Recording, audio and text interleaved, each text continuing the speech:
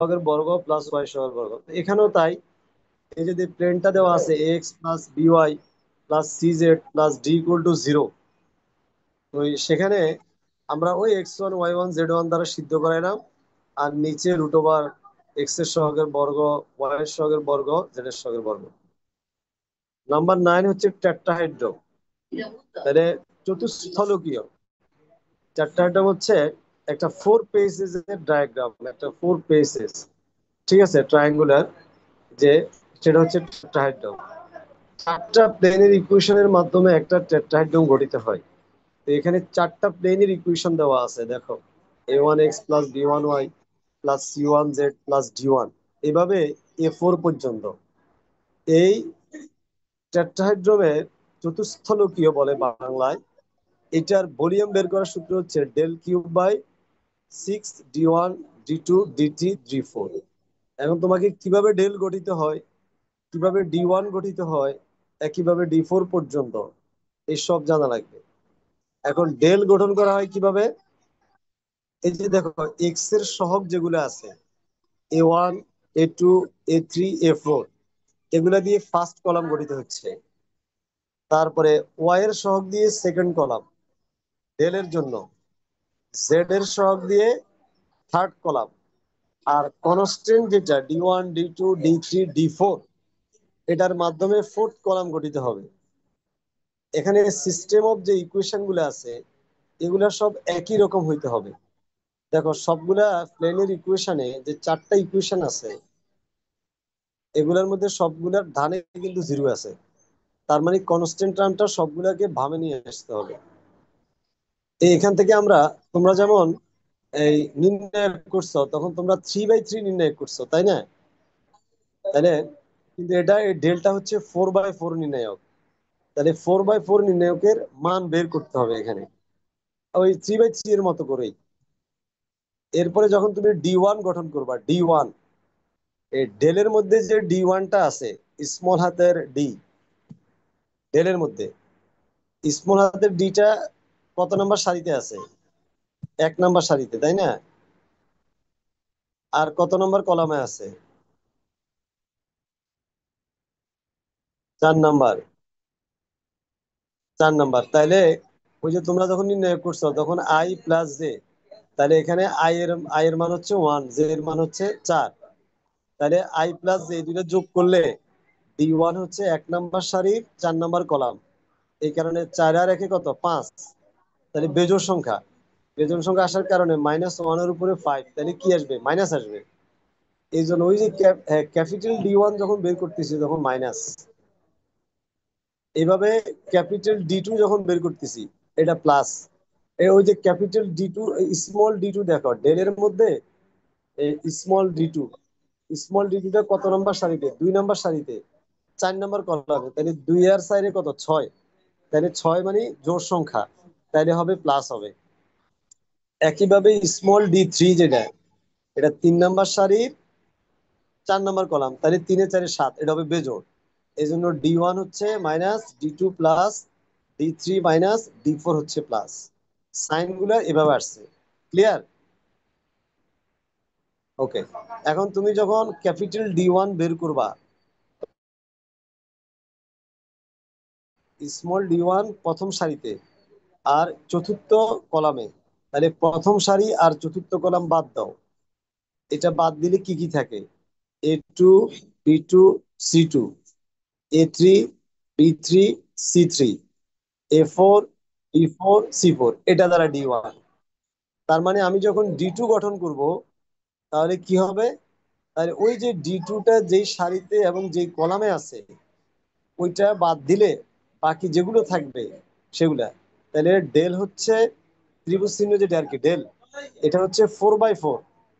কিন্তু আমরা D one ডি2 D3 ডি4 এগুলো হয়ে যাবে কত, 3/3। তাহলে 3/3 তে তো তোমরা অভ্যস্ত আছো, এখন এই 3/3 এই নির্ণয় এগুলোর মান বের করতে হবে। এগুলো বের করে ওই যে টেট্রাহাইড্রম ভলিউম ভি, এই ভিতে বসাই দিলে টেট্রাহাইড্রমের ক্ষেত্রফল চলে আসবে। বলো, এখানে আর কোনো সমস্যা আছে? ওরা কি জয়েন করতে পারতেছে না? এখন দেখি প্রথমে 21 ছিল, এখন 17 চলে আসছে। কারণটা কি? Of the tetrahedron formed by the four planes. এখানে চারটা, এই যে বলছিলাম টেট্রাহাইড্রনের জন্য চারটা প্লেনের ইকুয়েশন লাগে। তাহলে এখানে কিন্তু এই যে চারটা প্লেনের ইকুয়েশন আছে। এখন এগুলা দিয়ে আমরা টেট্রাহাইড্রনের ভলিউম বের করবো। তাহলে 1 2 3 4 দিলাম। তাহলে যে একটু আগে বলছিলাম এক্স এর সহগ দ্বারা প্রথম কলাম হবে ডেল তৈরি করলে। এক্স এর সহগ দ্বারা কি হবে? প্রথম কলাম। তাহলে এই যে দেখো তো, ফার্স্ট ইকুয়েশনে এক্স এর সহগ কত? 1, হ্যাঁ। সেকেন্ড ইকুয়েশনে এক্স এর সহগ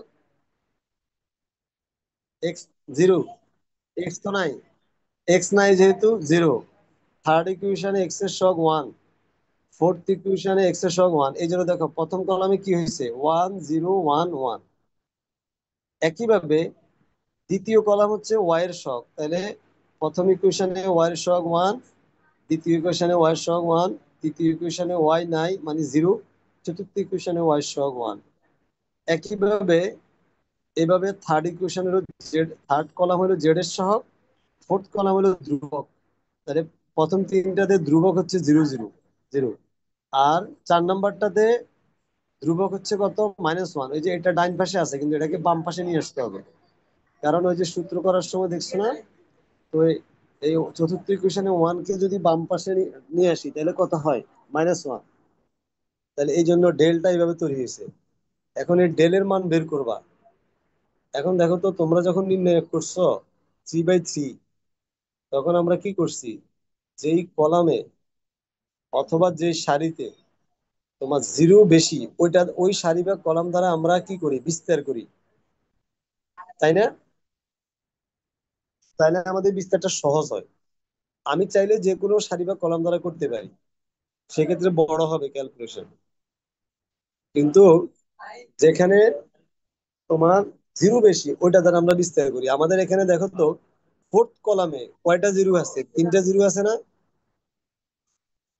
এই যে ফোর্থ কলামে 3টা 0। তাহলে আমি যদি প্রথম 0 দ্বারা বিস্তার করি, 0 একটা নির্ণায়ক আসবে 3/3, তাহলে 0 হয়ে যাবে। ওই যে এই জন্য 0 0 লেখা হয়েছে। দ্বিতীয় 0 দ্বারা, ফোর্থ কলামের দ্বিতীয় 0 দ্বারা বিস্তার করলেও 0 হবে।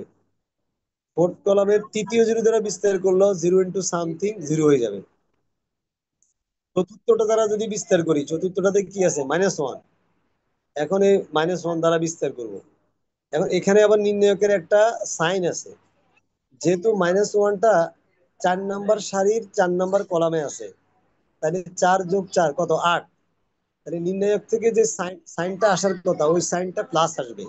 এই জন্য -1 এর মাইনাসটা থেকে যাবে। তাহলে এখন দেখো তো, এই যে -1 দ্বারা বিস্তার করো, তাহলে চতুর্থ সারি বাদ, চতুর্থ কলাম বাদ, এটা বাদ দিলে কি থাকে, 1 1 0 0 1 1 1 0 1। হ্যাঁ, তাহলে এটা কি বুঝতে পারছো না? হ্যাঁ, এখন তো তোমরা এই নির্ণায়কে করে আসছো, 3/3 নির্ণায়ক হয়ে গেছে। তাহলে 3/3 নির্ণায়কের বিস্তার তো আর বোঝানো দরকার নাই, আছে না? তাহলে এখন বাকি সবগুলো পারবা, দেখো।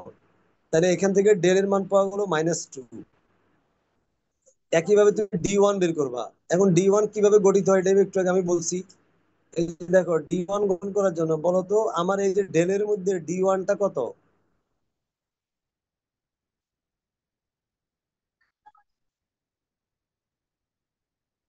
0 0, হ্যাঁ 0। ওই যে D1 কোনটাকে বলতেছি, প্রথম সারির চতুর্থ কলামে। প্রথম সারির চতুর্থ মানে 1 4। আমরা যখন ওই যে, আমরা ইন্টারমিডিয়েট করছো না, নির্ণায়ককে যখন আমরা অবস্থানের আলোকে বিবেচনা করি, তাহলে আমার D1 হচ্ছে 1 নাম্বার সারির 4 নাম্বার কলাম, এটা। ওইটা দ্বারা দেখো তো, ওইটা দ্বারা যদি আমি করি, তাহলে প্রথম সারি বাদ, চতুর্থ কলাম বাদ, তাহলে কি থাকে, 0 1 1, 1 0 1, আর 1 1 1। এখন D1 এর চিহ্ন কি হবে, মাইনাস। এই যে ওই যে D1 দেখো মাইনাস, ঠিক আছে? তাহলে এবার 3/3 বিস্তার করবা। একইভাবে D2 গঠন করবা। তাহলে D2 হচ্ছে কোথায়, D2 হচ্ছে 2 নাম্বার সারির 4 নাম্বার কলাম, ওই যে জিরোটা, 2 নাম্বার সারির 4 নাম্বার কলাম। তাহলে D3 হচ্ছে 3 নাম্বার সারির 4 নাম্বার কলামে। এইভাবে আমি একটু সূত্র পড়ে আসছি ওখানে, ওইভাবে D1 D2 D3 D4 গঠন করে নির্ণায়কের সাহায্যে এগুলা বের করবা। বের করে এই যে আমাদের যে সূত্রটা আছে সেই সূত্রের মধ্যে বসাই দিবা। বসাই দিলে আমরা এটা আনসার পেয়ে যাচ্ছি কত, 2/3। তাহলে ভলিউম অফ দ্য টেট্রাহেড্রন, এটা হচ্ছে মেনলি ডেল গঠন করা, D1 D2 D3 D4 form করার পর এগুলো নির্ণায়কের সাহায্যে মান বের করা। তাহলে বলো তোমাদের এটা কোনো সমস্যা আছে কিনা। আর এটার জন্য দেখো আরেকটা এক্সারসাইজ দেওয়া আছে, এটাও কিন্তু ভলিউম অফ দ্য টেট্রাহেড্রন।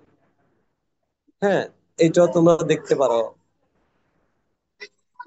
বা আমি এটা তোমাদেরকে আগে গ্রুপে দেওয়া হয়েছে শেয়ার করে। এই তোমরা এই যে এখন নাম্বারটা বুঝো কিনা দেখো।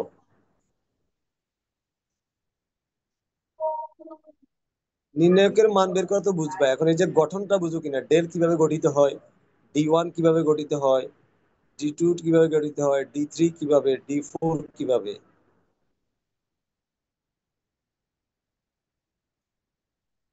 বুঝতে পারতেছো? স্যার। আচ্ছা, কেউ যদি বুঝতে না পারো, যদি সমস্যা থাকে তাহলে আমাকে পরেও বলতে পারবা, সমস্যা নেই। আমরা যখন সরাসরি ক্লাস করব, তোমরা আমি আজকে তোমাদের প্লেনটা শেষ করে দিব। প্লেন শেষ করলে এরপরে আমার আর দুইটা থাকবে, স্ট্রেট লাইন আর স্পেয়ার। ওখান থেকে বেশি পড়াবো না, অল্প অল্প। তো এর মধ্যে তো আমরা আরো 2 দিন ক্লাস পাবো। হ্যাঁ, তো তো এখানে যারা বুঝতে পারবে না আমাকে ক্লাসে আর আগে বলছিলাম যে 40 মিনিটস পরে এটা কেটে যাবে, তখন আমি আবার লিঙ্ক দিব, তখন আবার জয়েন করবা।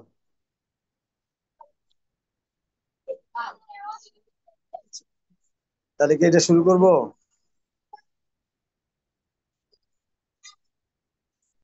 আচ্ছা,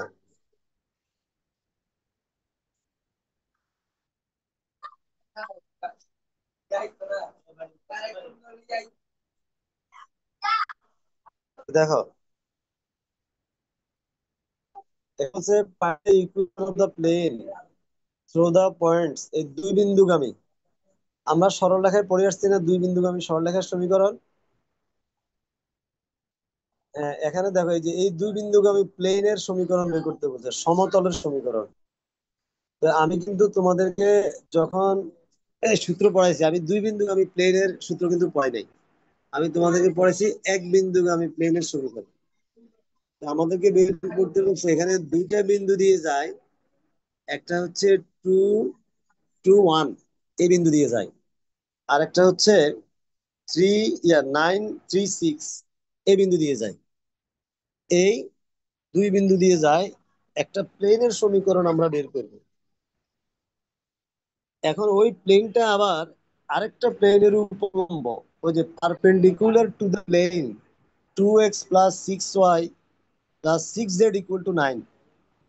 তাহলে প্রশ্নটা কি বলছে, এমন একটা প্লেনের সমীকরণ বের করো যেই প্লেনটা এই দুইটা বিন্দু দিয়ে যায়, এবং প্রশ্নে আরেকটা প্লেন দেওয়া আছে, ওই প্লেনের উপর লম্ব হয়। প্রশ্নটা কি বুঝছো? আচ্ছা, হ্যাঁ। তাহলে আমরা তো দুই বিন্দু প্লেনের ইকুয়েশন পড়ি নাই, আমরা পড়ছি এক বিন্দুগামী। এই জন্য দেখো আমরা শুরু করছি 2 to 1 বিন্দুগামী প্লেন। যেমন তোমাদেরকে পড়ে আসছি x1 y1 z1 বিন্দুগামী প্লেনের সমীকরণ কি, a × x−x1 + b × y−y1 + c × z−z1। তাইলে এই যে 2 to 1 এই বিন্দুগামী, তাইলে কি x1 এর জায়গায় 2 বসবে, y1 এর জায়গায় 2 বসবে, z1 এর জায়গায়, ওই যে a × x−x1 মানে x−2 + b × y−y1 মানে 2 + c × z−z1 মানে 1। তাহলে এটা হলো 1 নং সমীকরণ। এখন এই যে 1 নং সমীকরণ যেটা দেখো, আমাদেরকে বলছে দুই বিন্দুগামী প্লেনের সমীকরণ বের করতে। তাহলে আমাদের যে আরেকটা বিন্দু আছে 9 3 6, সেই বিন্দুটা এই যে 1 নং প্লেন যেটা, এটাকে সিদ্ধ করবে না? তো যেহেতু তারা এই দুই বিন্দু দিয়ে যায়, প্লেনটা দুই বিন্দু দিয়ে যায়, তাহলে আমি এক বিন্দু দিয়ে প্লেন ধরে নিচ্ছি। ধরে যেমন সরলরেখার ক্ষেত্রে এক বিন্দুগামী সরলরেখার সমীকরণ y−y1 = m × x−x1। এখন তোমাকে যদি দুই বিন্দুগামী বলে, আরেকটা বিন্দু থাকে, তুমি ওইটা দ্বারা এটাকে সিদ্ধ করে দিতে পারো। তো এখানেও আমরা এক বিন্দুগামী প্লেন ধরে যে আরেকটা বিন্দু দিয়ে যায় বলছে ওই বিন্দু দ্বারা সিদ্ধ করাইলাম। ওই যে দেখো 9, 3, 6, এটা দ্বারা সিদ্ধ করে, সিদ্ধ করানোর পরে আমরা কি পেয়ে গেছি? 7a+b+5c, 2 নং ইকুয়েশন। ঠিক আছে, 2 নং ইকুয়েশন পাইলাম। এখন আমার যে একটা প্লেন দেওয়া আছে ওখানে 2x+6y+6z=9 কষ্টের মধ্যে, তাহলে আমাকে যে প্লেনটা বের করতে বলছে সেই প্লেন আর প্রস্থের প্লেন এই দুইটা পরস্পর কি লম্ব বলছে না? ওই যে again the plane one is perpendicular to the given plane. তাহলে 1 নম্বর প্লেন যেটা আছে যে যেটা আমরা ধরে নিছি এই প্লেনটা আর প্রস্থে যে প্লেনটা দেওয়া আছে 2x+6y+6z=9, এটা পরস্পর লম্ব। তো একটু আগে সূত্র পড়ে আসছি, দুইটা প্লেন যখন পরস্পর লম্ব হয় তাহলে সূত্র কি? a1 a2 plus b1 b2 plus c1 c2 0। তাহলে আমার 1 নং সমীকরণে a1 মানে a, b1 মানে b, c1 মানে c। আর 3 নং সমীকরণ, সরি 3 নং না, ওই যে 2x+6y+6z=9, এখানে a2 মানে 2, b2 মানে 6 আর c2 মানে 6। তাহলে কি হবে? ওই যে এটার সাথে এটা গুণ, দেখো a1 a2, তাহলে ওখানে হচ্ছে a a × 2, b1 b2, তাহলে b1 হলো b, b1 হলো কত? b, এই যে 1 নং সমীকরণে দেখো b1 কত? b, তাহলে b1 এর সাথে 6 এর গুণ, এখানে y এর সহগের গুণ। আবার ওখানে c, যে একটা সমীকরণে c, c এর সাথে এই সমীকরণের z এর সহগের গুণ 6 = 0। তাহলে 2a+6b+6c=0। এটা কোন সূত্র দিয়ে আসছে? দুইটা প্লেন যখন পরস্পর লম্ব হয় ওই সূত্র দিয়ে। হ্যাঁ, তাহলে আমার 1 নং প্লেন যেটা আমরা ধরে নিছি, আর এখন প্রশ্নে যে প্লেন দেওয়া আছে, প্রশ্নে বলছে পরস্পর লম্ব, এটার উপর লম্ব, তাহলে এইটার a1 a2 b1 b2 plus c1 c2 0 হবে। সেটা দ্বারা 3 নং সমীকরণ গঠিত হয়েছে। এই জিনিসটা কি বুঝতে পারছো? আচ্ছা, তাহলে এখন তুমি দেখো তো, তোমার 2 নং সমীকরণ, এই যে 2 নং সমীকরণ, সেটা হচ্ছে 7a+b+5c=0। আর 3 নং সমীকরণ এটা হলো 2a+6b+6c=0। এই 2 আর 3 কে এখন ক্রস মাল্টিপ্লিকেশন করব, বজ্রগুণন পদ্ধতি।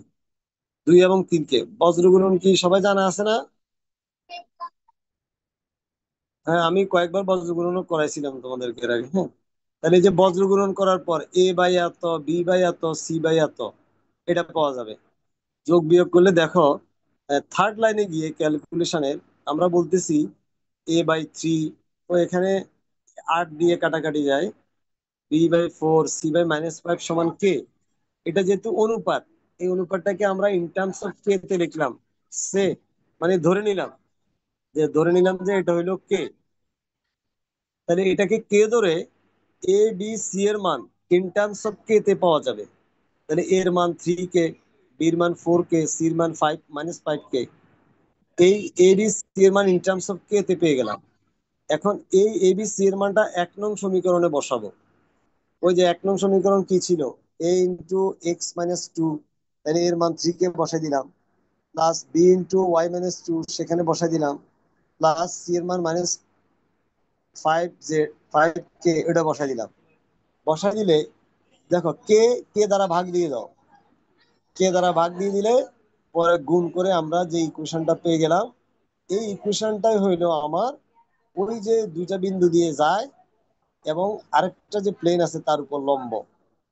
তুমি এখন ওই যে প্রশ্নে যে 2 বিন্দু দেওয়া আছে সেই বিন্দু দ্বারা এই যে আমরা রিকোয়ার্ড যে ইকুয়েশনটা পেয়েছি এই ইকুয়েশনে বসায় দেখতে পারো, এটা সিদ্ধ হবে।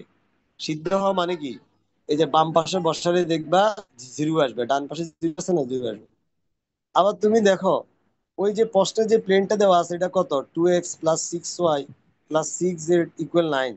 আর আমি যেটা পেয়েছি দেখো 3x+4y-5z-9 এই দুইটার মধ্যে a1 a2 plus b1 b2 plus c1 c2 করো, দেখো 0 পাবা।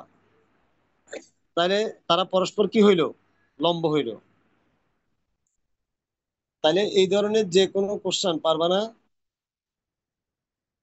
হ্যাঁ, যদি বলে যে দুইটা বিন্দু দিয়ে যায় এবং আর একটা প্লেনের উপর লম্ব, তাহলে ওই দুই কি করতে হবে আমাদের, ওখানে একটা বিন্দু দিয়ে একটা প্লেন ইকুয়েশন বিবেচনা করব, বিবেচনা করে ওইটাকে আরেকটা বিন্দু দ্বারা সিদ্ধ করাই দিব, তাহলে এ বি সি দিয়ে একটা ইকুয়েশন পাবো। আর প্রশ্নে যে প্লেনটা দেওয়া আছে ওই প্লেনের সাথে 1 নং যে প্লেন ধরে নিচ্ছি এবিসি দিয়ে ওটার লম্বের কন্ডিশনটা ইউজ করব, তাহলে আরেকটা 3 নং ইকুয়েশন এবিসি দিয়ে পাবো। পরে এই দুইটাকে বজ্রগুণন করব। ক্লিয়ার? এখন একটা প্রশ্ন পাবা যেখানে 3 বিন্দু আছে। যেমন এখানে 2 বিন্দু দিয়ে গেছে, বলে দেওয়া আছে আরেকটা প্লেনের উপর লম্ব, ওখানে এটা বলা নাই।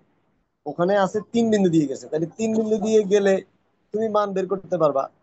যেহেতু তোমার এখানে প্লেনের ইকুয়েশনে 3টা আননোন, এ বি সি, 3টা আননোনের জন্য আমি যে অঙ্কটা করলাম এখানে 2টা পয়েন্ট দেওয়া আছে, আরেকটা কন্ডিশন দেওয়া আছে যে একটা একটা প্লেনের উপর লম্ব। তো এই 3টা আননোনের জন্য যদি 3টা বিন্দু দেওয়া থাকে, যেমন তোমরা বৃত্তের ইকুয়েশন সলভ করছো না এসএসসি রে, সেখানে বৃত্তের ইকুয়েশনে কয়টা আননোন? 3টা, জি, এফ, সি। তো কোনো বৃত্তে যদি 3 বিন্দু দিয়ে যায় তাহলে আমরা ওই বৃত্তের সমীকরণ বের করতে পারি। ঠিক এখানে 3 বিন্দু দিয়ে গেলে আমরা প্লেনের ইকুয়েশন বের করতে পারবো একই রকম। তো এর পরের, এই যে পরের এক্সারসাইজ যেটা আছে এটা 2 বিন্দু দিয়ে যায় এই প্লেনের উপর লম্ব, এটার এটা হুবহু একই রকম। এটাও তোমাদের গ্রুপে দেওয়া আছে। আমি তোমাদেরকে পরে দেখাচ্ছি, এই যে 3 বিন্দু দিয়ে গেছে দেখো, এই যে এটাও একই রকম, দেখো find the equation of the plane